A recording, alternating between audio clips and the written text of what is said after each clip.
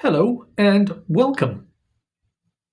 I'd like to kick things off with a video of my own experience, or rather a shared experience, and I'd like to start by giving some context. So it's quite a few years ago now, more than I care to admit, but I'm in the office of a friend's house and I'm writing some emails. My friend, Leslie, is downstairs attending to some chores in the kitchen. Now, it must be noted that Leslie is kind of soft-spoken, a calm individual, not prone to freaking out. It's just not in her character. So when I hear her shouting my name from downstairs, I'm upstairs in the office, it's kind of a shock. And I think maybe there's been an accident, either in the kitchen or with her son. And so I proceed down, and as I go into the kitchen, I notice Leslie is in the doorway of the kitchen, facing out to the backyard, looking up to her left, and she looks at me and says something along the lines of, "Marcus, look at this,"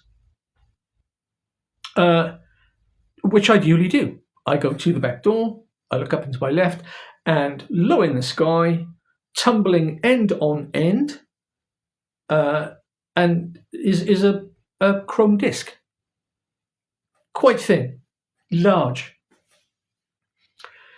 Now, having been into UFOs for many years at this point, due to my own personal experiences, I take a moment to, how can I put it, to assess what it is I'm looking at. And so I look, and I'm thinking, is it a piece of paper? Could it be a balloon? Or any other number of things.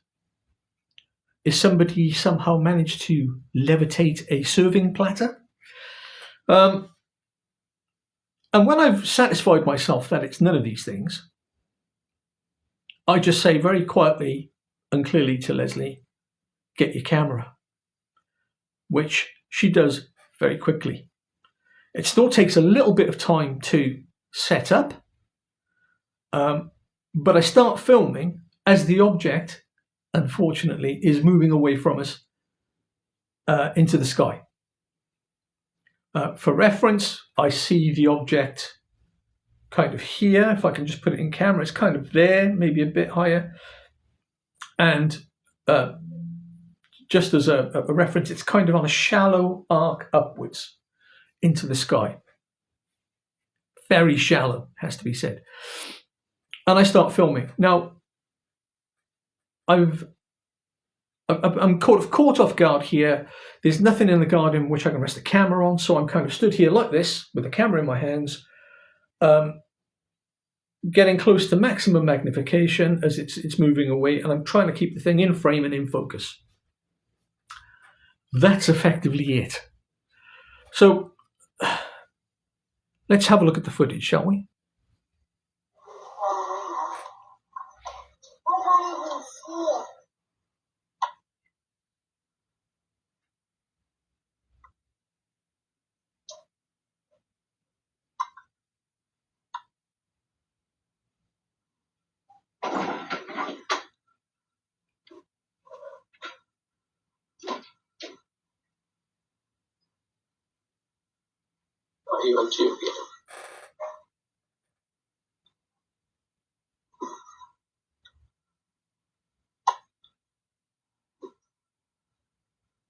I don't know how far away it is, but it is like.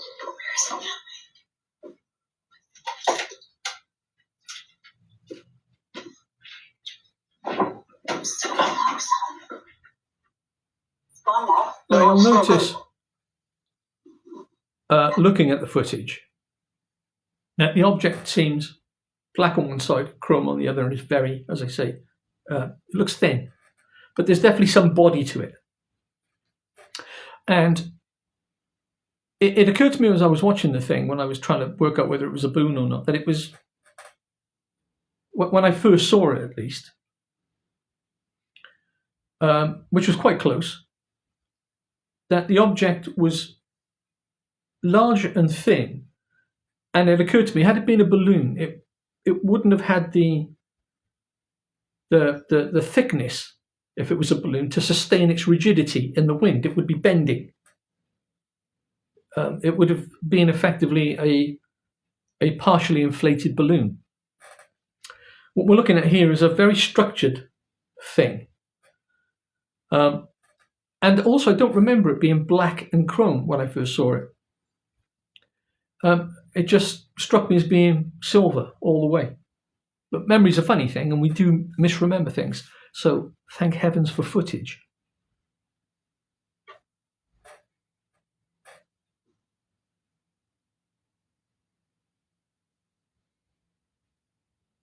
Going out of range. It was pretty far at this point.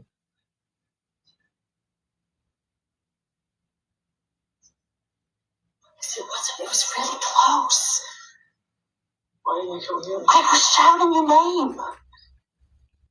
Now, at this point, as it was leaving, I remember feeling kind of frustrated and a bit sort of, upset would be too strong a word, maybe a little bit crestfallen, that I was only getting this footage. Had Les been quicker calling me, but she took her time to assess it as well. You know, what am I looking at? I took my time to assess it. While we're assessing this object, while we're looking at it, it's moving and, you know, doing its thing. It's leaving.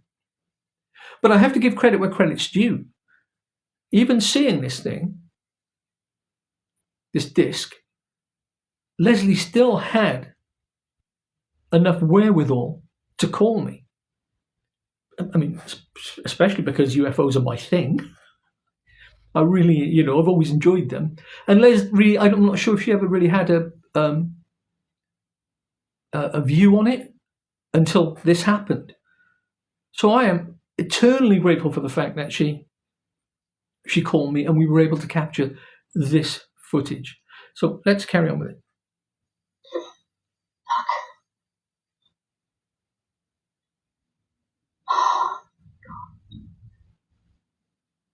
It's really disappearing.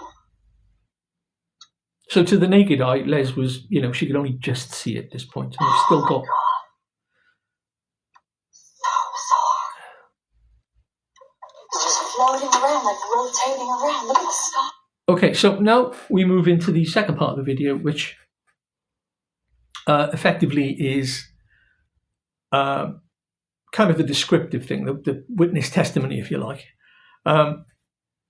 Les starts to explain it, and I remember saying, right, let's be a little more formal about it, and I get her to explain what it was she saw from, you know, purely from her perspective. I don't know any of these details at this point. All the information is new to me. Yeah, that's about it. So let's crack on. I first saw it, Marcus. It was this big. It was like that. It was the size of. It was like that. I'm telling you, I was just floating and rotating. I had such high magnification, I just couldn't keep it inside any longer. Well, it's gone now. I had the balloons going past it and everything. Because when it turned around, it looked silver like a balloon. But it looked dead solid. It had was like a discus. It was like a discus. I was just like... It's today. It's Friday. It's Right, Friday the 12th of September. It's Right. 4:45 now, so it was about, 5-6 minutes ago? And I was just standing on a chair here, clothes on the line, and it was huge, right in my eye line. It was just like a big, huge disc, and it was just rotating really gracefully in the sky. What color was it? It was black, and it wasn't silver until it moved way over, and then obviously it was the reflection of the sun then. At that point, it was the sun. So when I first saw it, after Les had called my name, I remember it being a chrome disc. Les describes it as being black. And again, a few moments after the sighting. Very, very interesting. And the fact that she describes it physically using her arms as, rotating gracefully. And for me, tumbling. Does Les mean it was tumbling? Or rotating? What we'll try and do is, I hadn't spoken to Les for many, many years until I decided to start this channel up. And I got in contact with Les, asked her for permission to show her face. It was all good. And we did talk, or muted the idea of getting Les to revisit her memories to see if there was anything else she wanted to add in relation to this. So we'll see if we can get that done, and then I will do a reaction to her remembered testimony, and we'll see how that goes. And I think it'll also be important if there is any further context to provide to this. So let's carry on and see if we'll just go back just to refresh ourselves and carry on with this. Silver until it moved way over, and then obviously it was the reflection of the sun then. At that point, it was the sun hitting it and making it look silver.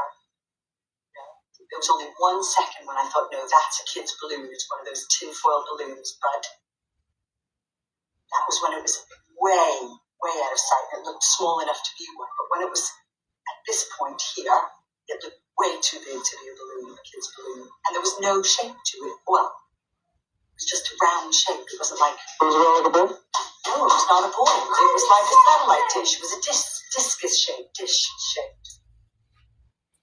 And so that effectively is the meat and potatoes of the thing right there.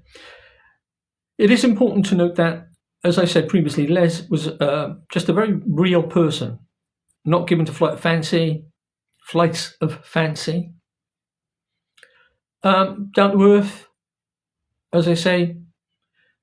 But this, I think, certainly affected her in a positive way, ultimately. We did have talks about this, but as I say, this was many, many years ago. This is like 2003, as you can see from the screen. And my memory of it is kind of not the sighting itself. This bit I remember quite clearly, and certainly with seeing the footage again, I'm pleased to recall that my remembrances, I'm pleased to see that my remembrances of it are really quite accurate. And I dare say Les's are exactly the same. But we do have, I think, thoughts on the thing as we go further in time and as the subject grows. And UAPs have never been more popular than they are now. And we've got so much more footage to rely on now than we did then. And I remember seeing something very much like this that I think, if memory serves correctly, and it probably doesn't, something very much like this was filmed in Canada a few years earlier, I think. But I will go on a search and see if I can find any other objects that are similar to this or exactly the same. So there it is. There it is in its entirety. And I would like to know if you have any comments on the footage, any thoughts. So do leave something in the comment section below. Do like and subscribe if you'd like to see how this journey progresses. And until next time, this is me signing off. Bye-bye.